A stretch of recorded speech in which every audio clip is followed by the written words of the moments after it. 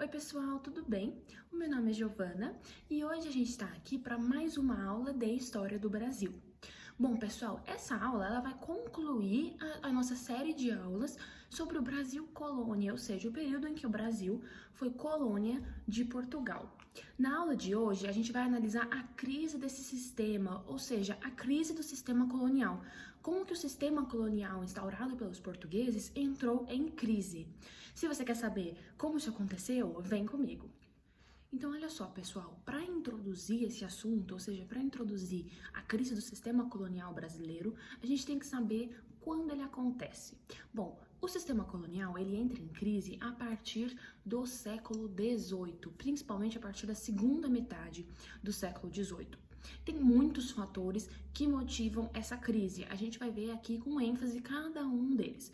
Mas, em geral, você tem que saber que a crise do sistema colonial ela foi motivada pela difusão dos ideais do iluminismo. Então, olha só, se a gente lembrar, o século XVIII é o século das luzes, é o século em que o movimento iluminista se destaca na Europa, os ideais desses pensadores iluministas, e esses ideais, eles se consolidam com a Revolução Francesa. Então, quando a Revolução Francesa acontece, ela tem um grande impacto no Brasil.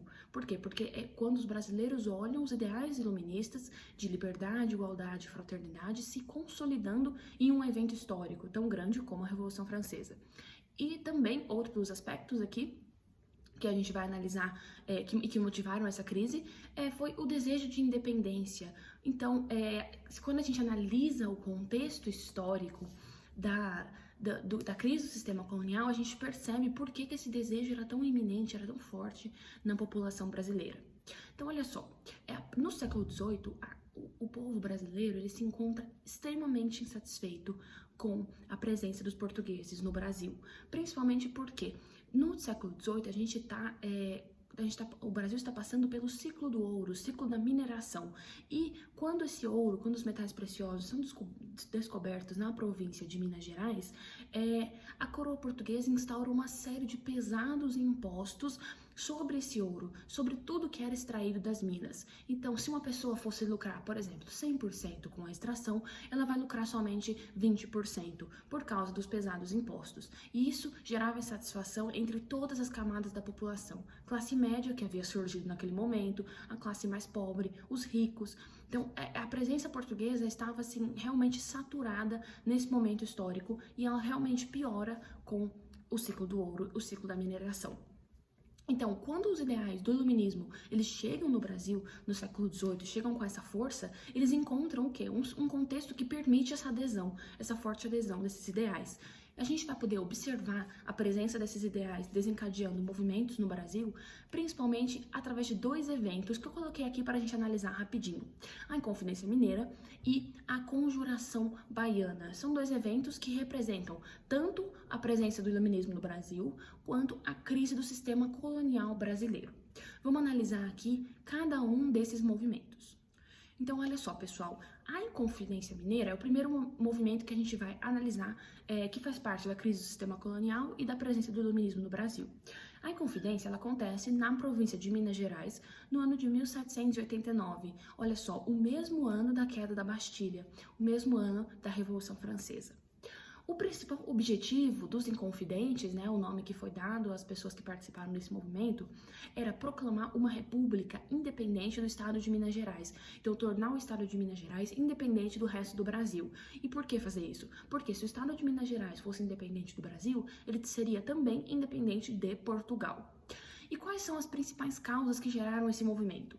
Bom, dentre as principais causas da Inconfidência, a gente pode citar, como eu já tinha mencionado, a insatisfação com os impostos cobrados sobre os metais preciosos, a influência da Revolução Francesa, consequentemente a influência do Iluminismo e a influência da Revolução Americana.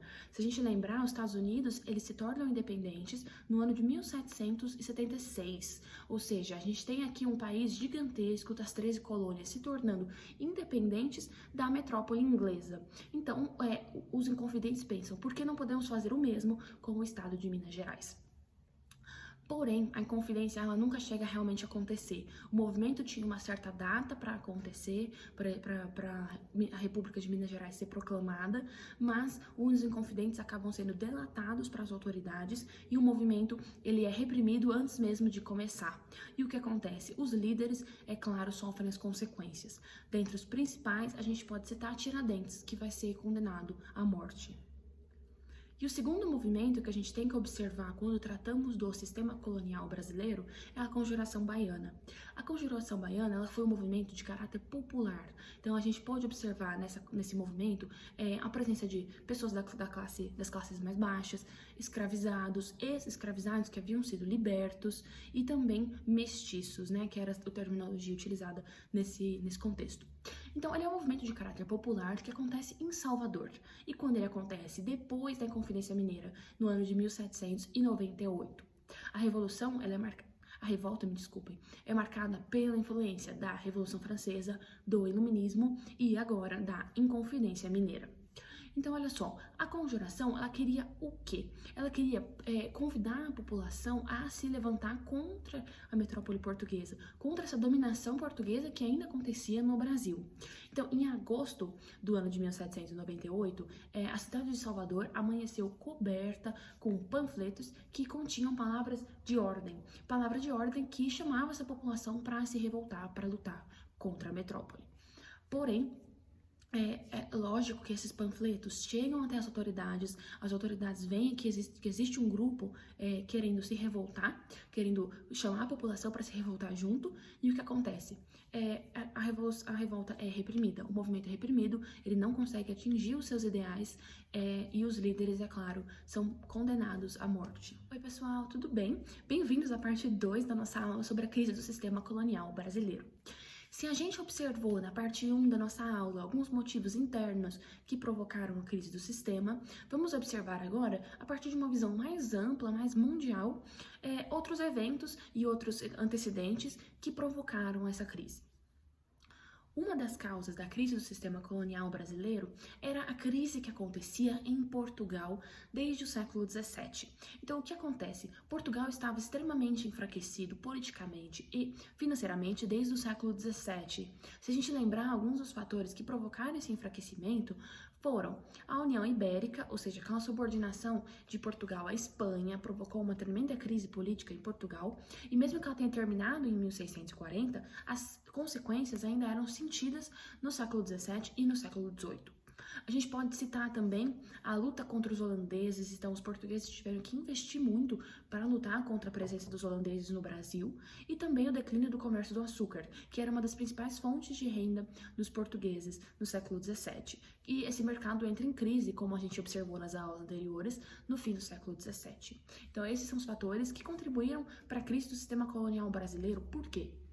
Porque quando a metrópole está em crise, automaticamente a colônia reflete essa crise, ela sente a crise na mesma intensidade ou até mesmo numa intensidade maior ainda. E olha só, pessoal, como a gente já tinha mencionado, a Revolução Francesa também é um dos fatores que provocaram a crise do sistema colonial brasileiro.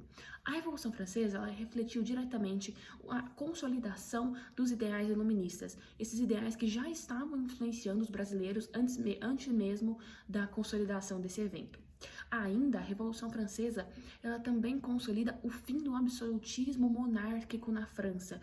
Então, olha só, os brasileiros olham este evento e pensam, por que nós estamos nos sujeitando a um absolutismo, sendo que olha só como é possível derrubar esse sistema, como os franceses fizeram. Então, isso vai influenciar muitos movimentos, principalmente esses dois que a gente já viu, ou seja, a Inconfidência Mineira e a Conjuração Baiana. Então, os ideais da Revolução Francesa, eles vão encontrar um forte espaço entre a mentalidade brasileira. Se destacam 3 ideais principais, os ideais de fraternidade, igualdade e liberdade. Eles se espalham por todo o Brasil, inflando diversos movimentos populares. O pacto colonial, ou seja, o sistema de administração utilizado por Portugal na colônia brasileira, também é um dos motivos que provocaram a crise do sistema colonial brasileiro. E por quê? Bom, o pacto colonial, ele provocava uma grande insatisfação entre diversas camadas da sociedade brasileira. Quais camadas? Bom, a gente pode citar, por exemplo, a elite, a população, os ex-escravizados, a classe média. Todo mundo se incomodava com o pacto colonial. Ele era extremamente prejudicial para a população brasileira. Por quê? Porque o pacto impunha uma série de restrições ao comércio brasileiro, uma série de impostos excessivos, uma série de medidas, umas diretrizes autoritárias sobre o Brasil. Então, o Brasil ele tinha uma economia extremamente limitada por causa desse pacto colonial, o que gerava muita insatisfação. Essa insatisfação, como eu mencionei na primeira parte da nossa aula, ela se consolida com o ciclo do ouro. Por quê? Porque o ciclo do ouro é quando os portugueses estão em crise e eles precisam de recursos. Então eles resolvem, bom, para a gente conseguir mais recurso, vamos explorar essas pessoas que estão extraindo metais preciosos. E como eles fazem isso? Colocando um monte de impostos em cima da extração de metais preciosos. Tem um evento que vai consolidar essa insatisfação popular contra os impostos sobre o ouro, sobre os outros metais preciosos, que é o evento conhecido como Revolta de Vila Rica. Infelizmente, ele vai ser reprimido e não vai conseguir consolidar o fim dos impostos sobre o ouro no Brasil. E, pessoal, é claro que quando a gente fala de crise do sistema colonial brasileiro, a gente não pode deixar de mencionar a Inglaterra. A Inglaterra exerceu um papel fundamental na crise do sistema instaurado por Portugal. E por quê? Bom, se a gente lembrar bem, a Inglaterra, a partir de 1760, ela passa pela Revolução Industrial, pela primeira Revolução Industrial. Então, olha só, o que ela precisa? Com a Revolução Industrial, a Inglaterra precisa vender aquilo que é produzido, os produtos manufaturados e industrializados que são produzidos nas indústrias inglesas. Então, eles precisam de mercado consumidor e por isso não é interessante que existam colônias no mundo. Por quê? Porque a colônia ela só pode comprar na metrópole por causa do Pacto Colonial. Lembra o Pacto Colonial? Ele impõe essa restrição à colônia. Então, a Inglaterra queria o fim do Pacto Colonial, o fim da colonização, para que ela pudesse vender esses produtos para o Brasil. E por fim, pessoal, existe esse último fator que consolida a crise do sistema e consolida, consequentemente, o fim do sistema colonial como um todo, que é a vinda da família real portuguesa para o Brasil. No ano de 1808, a família real portuguesa, representada por Dom João VI, rei de Portugal, sua família e demais membros da corte, vem para o Brasil fugindo das tropas de Napoleão. Se a gente lembrar, o Portugal tinha quebrado o pacto colonial que havia sido instaurado em 1806. Por quê? Porque Portugal decide fazer comércio com a Inglaterra e o bloqueio continental dizia: quem fizer comércio com a Inglaterra será invadido pelas tropas de Napoleão. Portugal faz esse comércio e, consequentemente, é invadido pelas tropas napoleônicas. Então, para não serem atingidos, os membros da família real portuguesa fogem para o Brasil nesse ano de 1808. Isso consolida o fim, consolida a crise do sistema colonial como um todo e também vai consolidar o fim do sistema poucos anos depois. Por quê? Porque a família real portuguesa se encontrava no Brasil, isso nunca tinha acontecido antes. A família real sempre se encontra na metrópole, não na colônia. E agora eles se encontravam na colônia. Então isso já dá uma grande diferença na colonização brasileira. Também, no ano de 1815, é quando o Brasil deixa de ser oficialmente uma colônia. Por quê? Porque nesse ano, o Brasil ele é elevado à condição de Reino Unido de Portugal, Brasil e Algarves. Por quê? Porque Dom João VI estava sendo convidado novamente para voltar para Portugal e liderar o seu reino. Porém, ele se encontrava no Brasil. Então, para não ter que voltar para Portugal naquele momento, o Brasil é levado a essa condição de Reino Unido. E dessa forma, deixa de ser uma colônia. Então, é nesse ano de 1815 que a gente tem oficialmente o fim do pacto colonial, ainda que o Brasil só fosse se tornar independente no ano de 1822 com Dom Pedro I. Bom, pessoal, eu espero que vocês tenham conseguido aproveitar essa aula. Lembre-se de que o verdadeiro objetivo de vocês, quando estudam a crise do sistema colonial, deve ser entender todos esses fatores que levaram à crise do sistema que havia sido instaurado por Portugal. Se vocês tiverem alguma dúvida, deixem aqui nos comentários e, é claro, não deixem de ler o material didático que está no nosso Drive, o Drive do Enenzando. Muito obrigada, pessoal, e até a próxima aula.